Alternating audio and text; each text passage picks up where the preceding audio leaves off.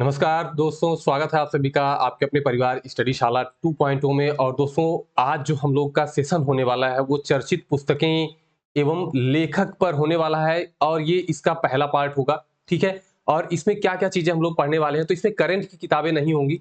जो current affair से related books होती हैं वो इसमें नहीं होंगी। इसमें पुरानी जो पुस्तकें हैं जिनसे संबंधित प्रश्न आपकी परीक्षाओं में हमेशा पूछे जाते हैं, वो चाहे पीईटी की परीक्षा हो, चाहे सुपर टेट की परीक्षा हो या अन्य कोई प्रतियोगी परीक्षा हो, उसमें ये सारी किताबों के नाम आपसे पूछे जाते हैं। तो चलिए दोस्तों, हम लोग आज का सेशन शुरू करते हैं। देखिए, आज के सेशन की हमारी पहली पुस्तक है कि अर्थशास्त्र के लेखक कौन है। तो सबसे पहले ये जानिए कि अर्थशास्त्र जो है ये इकोनॉमिक्स से रिलेटेड नहीं है, ये रिलेटेड है पॉलिटिक्स मतलब राजनीति से। किससे रिलेटेड है? राजनीति से रिलेटेड है। लेखक है इसके चाणक्य, और जिनके दो नाम और मिलते हैं, विष्णुगुप्त और कौटिल्य। मतलब इनके तीन नाम आपको मिलते हैं, चाणक्य, विष्णुगुप्त और कौटिल्य। और दोस्तों, इस पुस्तक में क्या है, तो मौर्यकालीन इतिहास के बारे में जानकारी दी गई है। मतलब जो चंद्रगुप्त मौर्य वगैरह थे, इन लोगों के बारे में वहां पर जानकारी दी गई है। ठीक है। दूसरी हमारी पुस्तक है राजतरंगिणी। देखिए, ये पुस्तक भी बार बार पूछी जाती है परीक्षाओं में। इसके लेखक कौन है? कल्हड़। देखिए, एक और नाम आपको मिलेगा विल्हड़। ठीक है। तो कल्हड़ और विल्हड़ दोनों नाम आप याद रखेंगे। ये जो है विल्हड़ जो है, ये विक्रमांक देवचरित, अभी हम आगे देखेंगे, उसके लेखक हैं।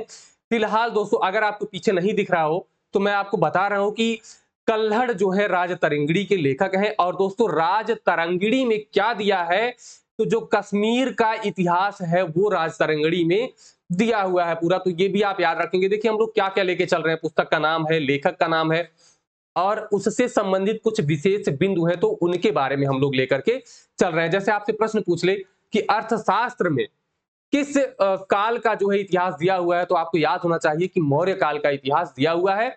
चाणक्य ने लिखा है, और जाहिर सी बात आप जानते हैं कि चाणक्य ने ही सारा कुछ किया था कि वो साम्राज्य जो है स्थापित हुआ था। राजतरंगिणी, कश्मीर का इतिहास, कल्हड़। अगली पुस्तक है अष्टाध्यायी। सारे लोग जानते हैं अष्टाध्यायी, जो कि संस्कृत व्याकरण की पहली पुस्तक मानी गई है। ठीक है। कौन सी? अष्टाध्यायी। और इसके लेखक कौन है?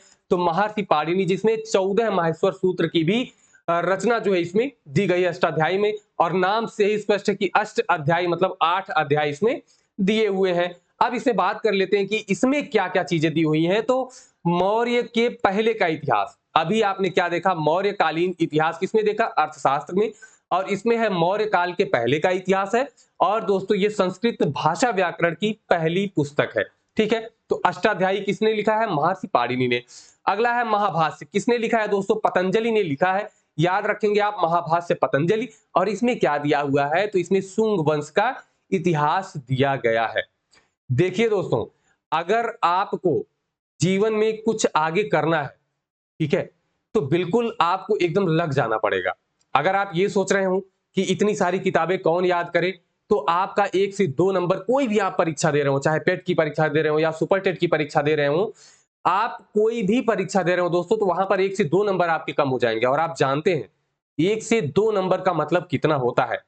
अभी जो है कट ऑफ अगर 60 नंबर या 61 नंबर हो और आप 60 पर रह जाए, फिर आपको पता चलेगा कि 1 नंबर का कष्ट और 1 नंबर की कीमत कितनी होती है। तो बिल्कुल पछतावा करने वाला काम बिल्कुल ना करें। ठीक है।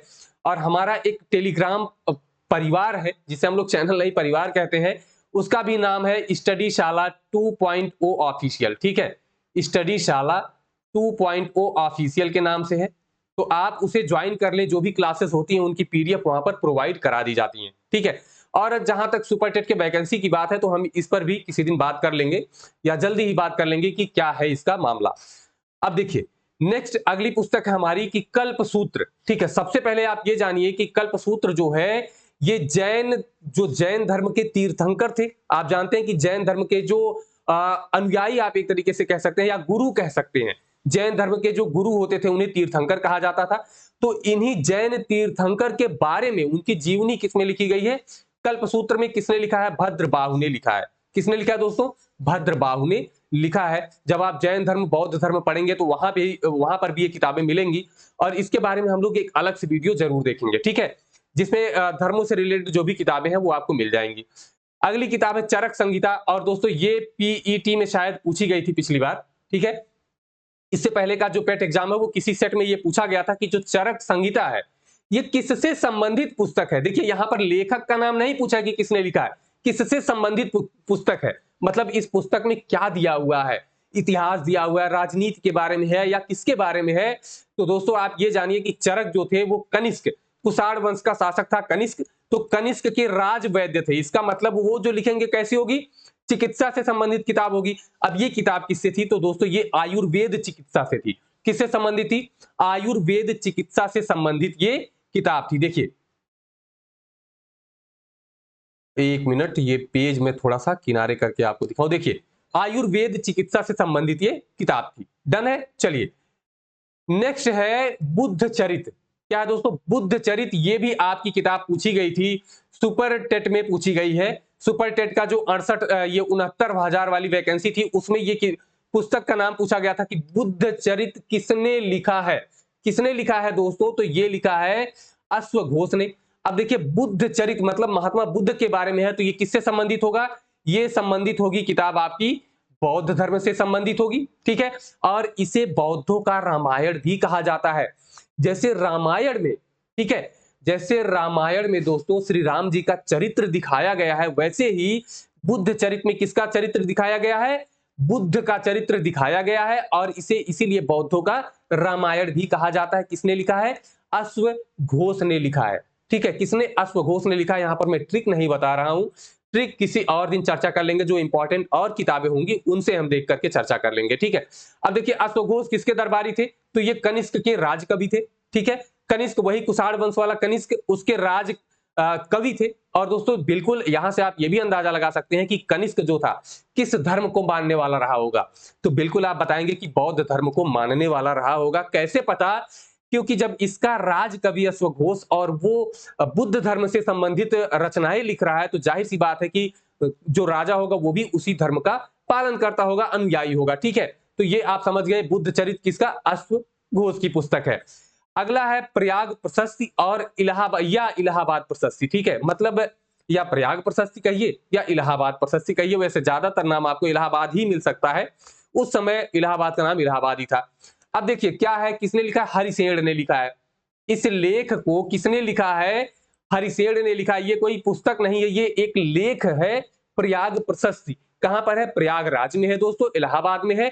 ये किसने लिखा है उस लेख को, हरिसेन ने लिखा है, जो कि समुद्रगुप्त का एक दरबारी कवि था। अब समुद्रगुप्त आप जब इतिहास पढ़ेंगे तो उसमें आप देखेंगे। ठीक है, अब बात आती है कि इसमें लिखा क्या गया इस लेख में, तो समुद्रगुप्त की उपलब्धियों को, मतलब कितने क्षेत्रों को और किन किन राजाओं को गुप्त ने जीता था, तो उसी के बारे में ये दिया गया। ठीक है, चलिए, और समुद्रगुप्त को भारत का नेपोलियन भी कहा जाता है, ये आप जानते होंगे। अगली पुस्तक है दोस्तों, देखिए 3 पुस्तकें, 3 महाकाव्य एक साथ, और यहां से क्वेश्चन बनता है यदि आप सुपरटेट की तैयारी कर रहे हैं, ठीक है, तो वहां पर आपको जीएस में भी जीके में भी बनेगा, और संस्कृत में भी बन सकता है, और हिंदी में भी ये प्रश्न बन सकता है। ठीक है, तो देखिए अभिज्ञान शाकुंतलम, कुमार संभवम और रघुवंशम, ये 3 जो है महाकाव्य है, किसने लिखा है, कालिदास जी ने लिखा है। किसने लिखा है दोस्तों, कालिदास जी ने लिखा है। वही कालिदास जो ऊंट को उष्ट्र बोल रहे थे, लेकिन क्या होता है, इनको जो है देवी जी की कृपा प्राप्त होती है और ये एक महान लेखक बन जाते हैं, कवि बन जाते हैं संस्कृत के। कालिदास कौन है दोस्तों, कालिदास 3 रचनाएं, अभिज्ञान शाकुंतलम, कुमार संभवम और रघुवंशम महाकाव्यम, 3 महाकाव्य है। तीनों को आप एकदम रट जाइए। अब बात आई कि आपसे यह प्रश्न जरूर पूछ सकता है कि कालिदास किसके दरबारी कवि थे, तो कालिदास जो थे वो चंद्रगुप्त द्वितीय के दरबारी कवि थे। किसके दोस्तों, चंद्रगुप्त द्वितीय के दरबारी कवि थे। इंपॉर्टेंट है, इसको आप याद करके रखेंगे। अगली पुस्तक है आर्यभट्टियम और दूसरी पुस्तक है सूर्य सिद्धांत। इन दोनों को किसने लिखा है, आर्यभट्ट ने। जीरो की खोज करने वाले जो आर्यभट्ट है दोस्तों, उन्होंने जो है इसे लिखा है। किसे, आर्यभट्टियम। और आर्यभट्टियम आपसे नहीं पूछेगा क्योंकि आप समझ जाएंगे कि वही है। सूर्य सिद्धांत आपसे पूछ सकता है, आर्यभट्ट ने दिया है दोस्तों। इस पुस्तक को किसने लिखा, आर्यभट्ट ने।